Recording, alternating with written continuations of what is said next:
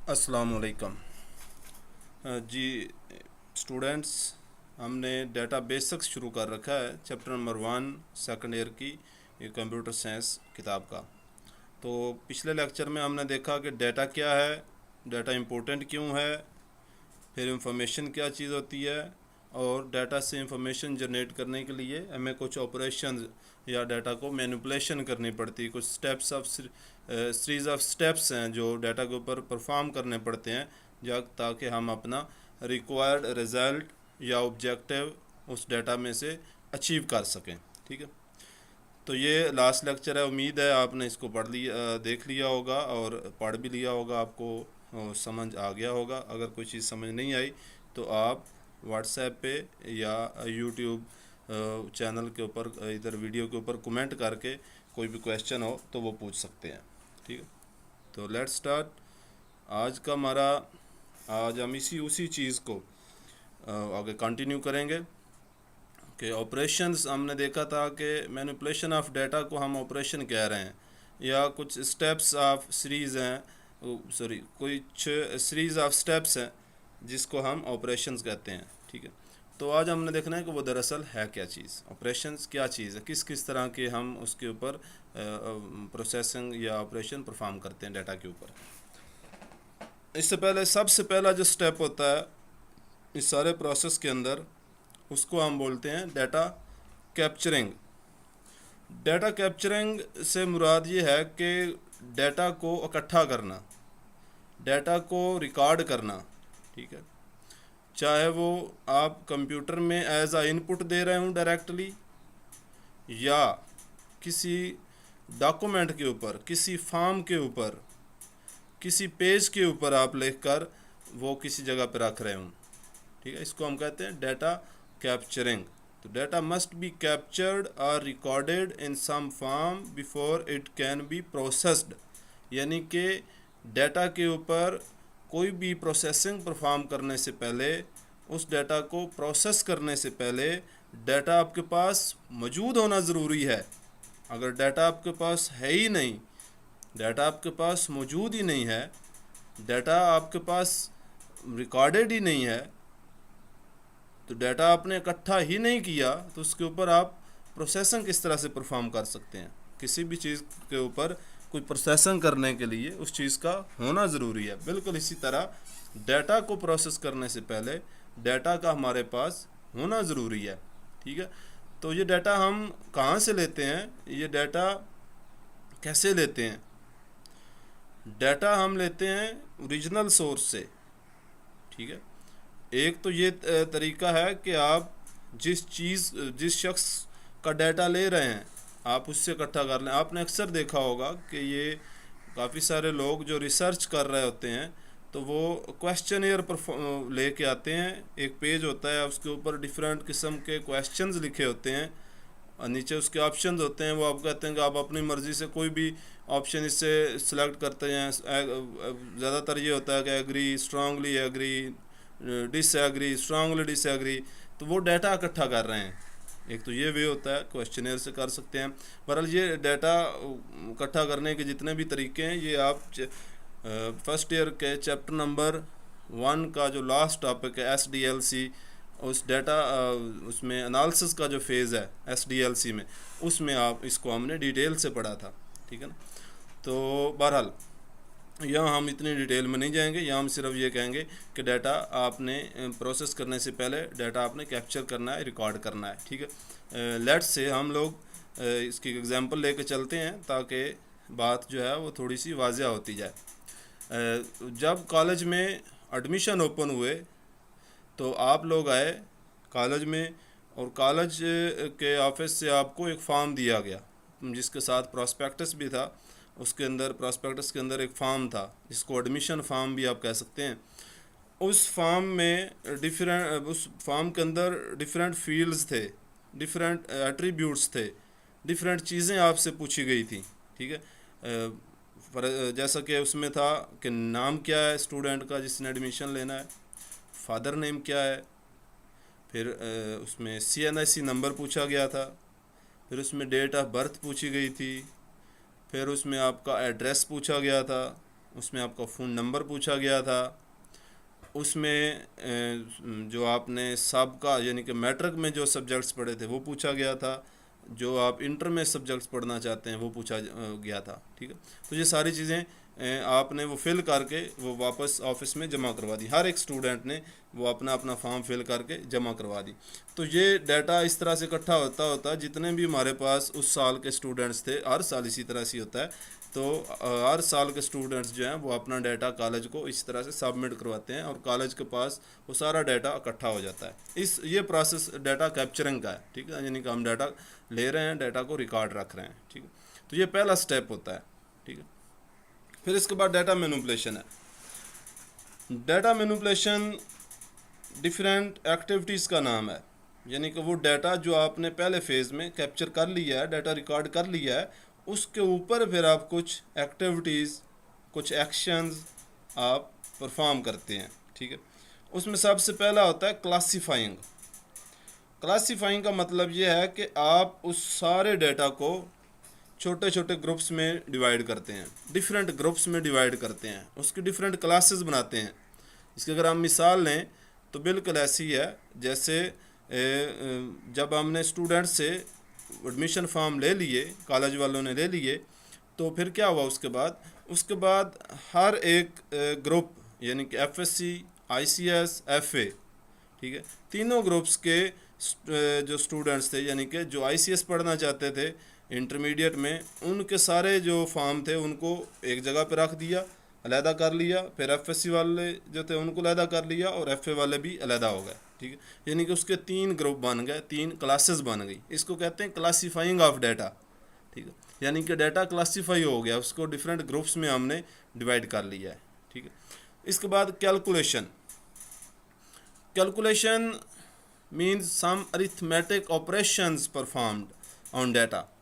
Data के ऊपर arithmetic operation perform करना। और अरिथमेटिक ऑपरेशंस कौन कौन से हैं? एडिशन है, सब्ट्रैक्शन है, मल्टीप्लिकेशन है और डिवीजन है। ठीक है, तो यानी जमा, तफरीक, ज़रब, तकसीम, ये इस तरह का कोई भी ऑपरेशन परफॉर्म करना डाटा के ऊपर, ये कैलकुलेशन कहलाता है।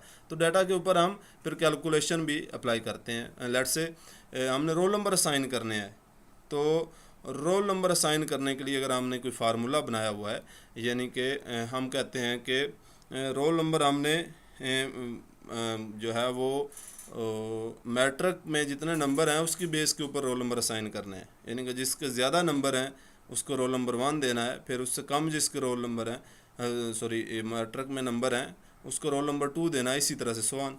ठीक है, तो ये एक हम ऑपरेशन परफॉर्म कर रहे हैं डाटा के ऊपर, अरिथमेटिक ऑपरेशन परफॉर्म कर रहे हैं, इसको कैलकुलेशन कहते हैं। ठीक है, फिर इसके बाद सॉर्टिंग होती है डाटा को। सॉर्टिंग का मतलब है कि डाटा को किसी लॉजिकल फॉर्म में अरेंज करना। ठीक है, सॉर्टिंग का मतलब होता है तरतीब देना। तो डाटा को तरतीब देने के लिए फिर हम क्या करते हैं, वो जितने भी रिकॉर्ड्स पड़े होते हैं हमारे पास स्टूडेंट्स के, हम उनको रोल नंबर वाइज रख लेते हैं।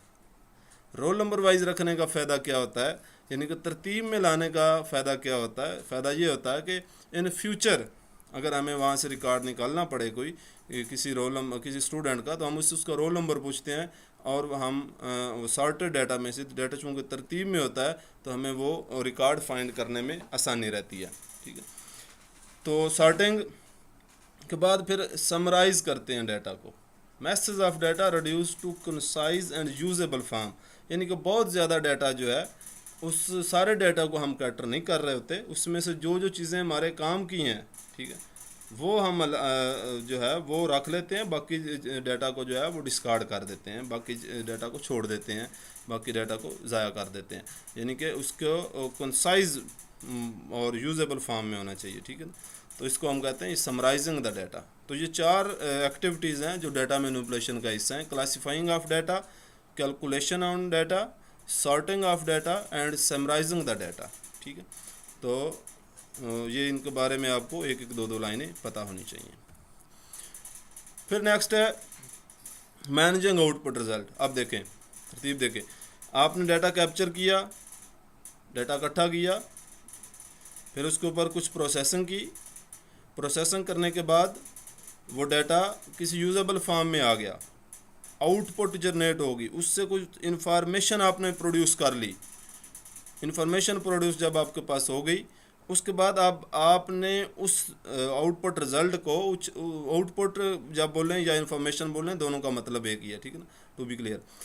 तो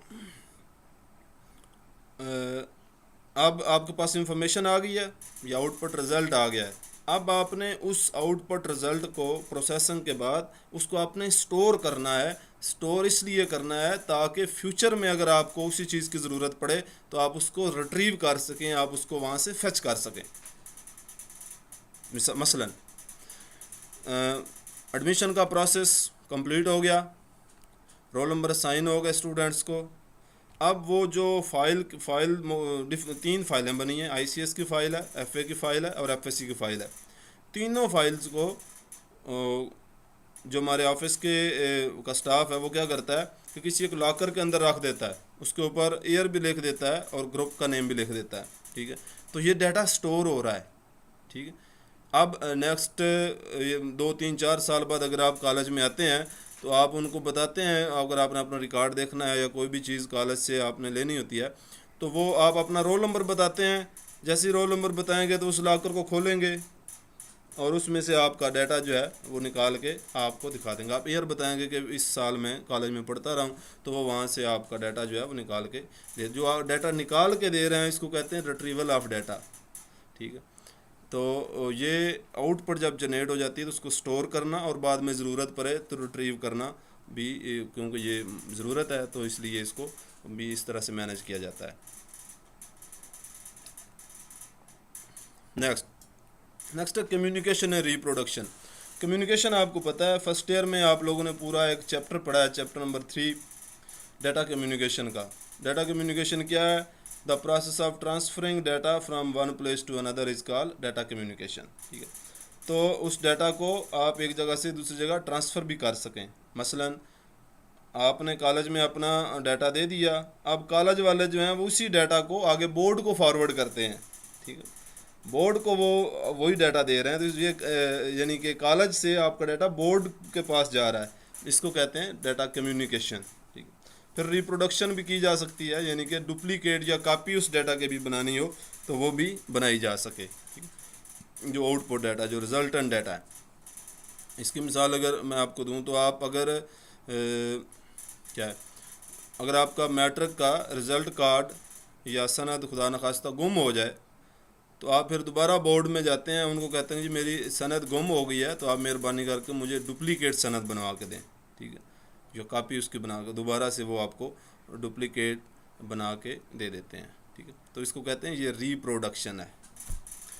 तो ये पूरा प्रोसेस जो है वो इस स्लाइड में यहाँ पे दिखाया गया है कि ये कंप्यूटर के अंदर भी बिल्कुल इसी तरह से चल रहा होता है प्रोसेसिंग, ठीक है। यानी कि डाटा कलेक्ट करते हैं आप सोर्स डॉक्यूमेंट का मतलब ये है कि आप किसी पेज के ऊपर लिख के डाटा ले आते हैं, उसके बाद आप कंप्यूटर में उसको इनपुट कर देते हैं, ठीक है। डाटा को कंप्यूटर उसके ऊपर कुछ प्रोसेसिंग करता है, फिर उसकी आउटपुट जनरेट होती है और फिर उस आउटपुट को हार्ड ड्राइव के ऊपर स्टोर कर लेता है।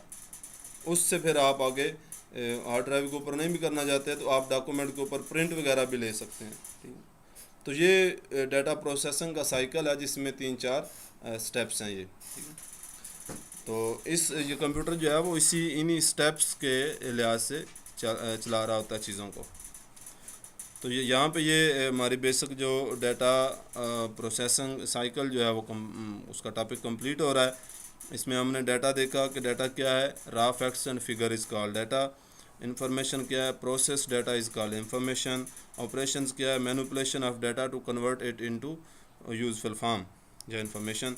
फिर हमने डाटा को देखा कि डाटा कैप्चरिंग हम करते हैं, उसके बाद हम डाटा मैनिपुलेशन करते हैं, उसमें हम उसकी सबसे पहले क्या करते हैं, क्लासीफाइंग करते हैं, फिर कैलकुलेशन कुछ परफॉर्म करते हैं, उसके ऊपर कैलकुलेशन परफॉर्म करने के बाद फिर उसको की सॉर्टिंग की जाती है और फिर समराइज़ कर लेते हैं। फिर जब आउटपुट हमारे पास जनरेट होती है तो उसको हम स्टोर कर लेते हैं फॉर फ्यूचर पर्पज़ और फिर उसको कम्युनिकेट और रिप्रोडक्शन भी की जा सकती है। तो यहाँ से नेक्स्ट टॉपिक शुरू हो रहा है ट्रेडिशनल फाइल सिस्टम का। ट्रेडिशनल का मतलब होता है रवायती अंदाज में, यानी कि पुराने तौर तरीके से। फाइल फ़ाइल सिस्टम जो हमारा ये फाइल्स का निज़ाम है, ठीक है। तो इसको हम अब स्टडी करेंगे कि ट्रेडिशनल फाइल सिस्टम क्या है। ये मैनुअल भी जो है उसी तरह से कंप्यूटर के अंदर भी एक ट्रेडिशनल फाइल सिस्टम है। जैसे आप अगर शीट बना रहे हैं, कोई माइक्रोसॉफ्ट एक्सेल की शीट बना रहे हैं, उसके अंदर डिफरेंट रिकॉर्ड्स रख रहे हैं, ठीक है, तो वो क्या है, वो एक फ़ाइल सिस्टम है जो माइक्रोसॉफ्ट एक्सेल है, ठीक है। इस तरह से और भी फाइल सिस्टम्स हैं। तो इसकी कुछ बेसिक टर्मिनोलॉजी, सबसे पहले रिकॉर्ड क्या होता है। रिकॉर्ड की डेफिनेशन लिखी गई है कि collection of related fields treated as single unit is called record. यानी कि रिलेटेड फील्ड्स या एट्रीब्यूट्स की जो कलेक्शन है उसको जब हम सिंगल यूनिट के तौर पे ट्रीट करते हैं तो उसको एक रिकॉर्ड कहते हैं। मसलन अभी हमने बात की कि स्टूडेंट्स जो एडमिशन फॉर्म फिल कर रहे हैं उसके अंदर डिफरेंट फील्ड्स हैं, नेम है, फादर नेम है, और CNSC नंबर हो सकता है, डेट ऑफ बर्थ है, फ़ोन नंबर है, तो ये फील्ड्स हैं, ठीक है। इन फील्ड्स को जब फिल करके वो पूरा एक फॉर्म जो है एडमिशन फॉर्म, उसको एक रिकॉर्ड कह रहे हैं, वो सिंगल रिकॉर्ड है, data of student in college, ठीक है। तो इसको एक स्टूडेंट का जो डाटा है कॉलेज के अंदर भी वो हो सकता है कि स्टूडेंट का रोल नंबर क्या है, उसकी क्लास क्या है, नाम क्या है, फादर नेम क्या है, तो इसको एक रिकॉर्ड कह रहे हैं, ठीक है। तो फाइल जो है वो इससे फिर बड़ी चीज़ है। वो कह रहा है कि collection of related records treated as single unit is called file. Related records को जब कलेक्टिवली एक सिंगल यूनिट कहा जाता है तो इसको एक फ़ाइल कहते हैं, ठीक है। File of students records. तो अगर आप कभी क्लरिकल ऑफिस में गए हों तो वहाँ पे आपने देखा होगा कि एक फ़ाइल होती है, उसके अंदर काफ़ी सारे स्टूडेंट्स का जो है वो रिकॉर्ड पड़े होते हैं, ठीक है, फॉर्म पड़े होते हैं। तो उसको वो कलेक्शन ऑफ रिकॉर्ड्स है, उसको हम एक फ़ाइल कह रहे होते हैं, ठीक है। तो इसी तरह से बिल्कुल जब आप कोई एक्सेल की शीट बना रहे हैं जिसके अंदर स्टूडेंट्स का डाटा है तो एक स्टूडेंट का डाटा जो है वो एक रिकॉर्ड कहलाएगा, लेकिन वो पूरी जो एक जो सारे स्टूडेंट्स का जो डाटा है उस फाइल के अंदर, उसको हम एक सिंगल फाइल कहते हैं, ठीक है। तो ये आज का लेक्चर यहाँ पे ख़त्म होता है। नेक्स्ट लेक्चर में हम इसी ट्रेडिशनल फाइल सिस्टम को थोड़ा मज़ीद डिटेल के साथ देखेंगे और इसके बाद फिर डेटाबेस के ऊपर मूव कर जाएंगे। यहाँ तक अगर आपका कोई क्वेश्चन हो तो आप व्हाट्सएप पे या यूट्यूब वीडियो में कमेंट करके पूछ सकते हैं। तो नेक्स्ट लेक्चर से पहले यहाँ तक ये लेक्चर जो है ये ज़रूर देख लें और इसको किताब से पढ़ लें। कोई चीज़ समझ ना आए तो वो पूछ सकते हैं। अल्लाह हाफिज़।